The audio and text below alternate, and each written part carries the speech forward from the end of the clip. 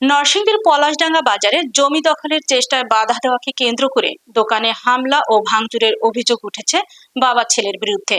বিস্তারিত থাকছে রাসেল মোল্লার প্রতিবেদনে। তারা হলেন মমিন মিয়া ও তার ছেলে মেহেদি। ভুক্তভোগী পরিবারের 30,000 টাকার ক্ষয়ক্ষতি হয়েছে বলে দাবি করা হয়েছে। এ সময় জমির দখল নিতে বাধা দেন ভুক্তভোগী ফাইজুল ও তার পরিবারের সদস্যরা। এতে ক্ষিপ্ত হয়ে তাদের উপর হামলা চালায় অভিযোগকারীরা।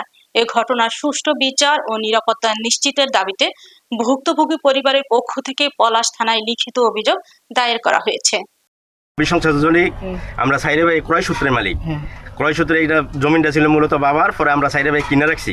কিনে রাখার পরে বড় ভাই বিদেশ ছিল, বিদেশ থেকে আইয়া উনি কয়েকবার এখানে ভাঙচুর চালাইছে, আমাদেরকে হত্যার চেষ্টা করে। একবার এটার মধ্যে আগুন লাগছে, এখন আজকে বলতেছে আবার উনি আগুন লাগাই দিব। কেটা আগুন লাগাইছে জানি না। এবার এই পর্যন্ত 3বার এটার মধ্যে ভাঙচুর করছে। এরপরে আমার এই ভাইয়ের কোবাইছে আমার কোপ দিতে চাইছে। আজকেও আমার কয়েক গুলি করে বলে রাস্তার মধ্যে ফালাই রাখবো। আজকে মূলত ছিলাম এখানে এখানে দিব না। এবারে আমাদের বলে গুলি করে রাস্তার মধ্যে ফালাই পরে বলে এখানে কাজ করবো, এইটা বলে উনি সব একলা। আচ্ছা।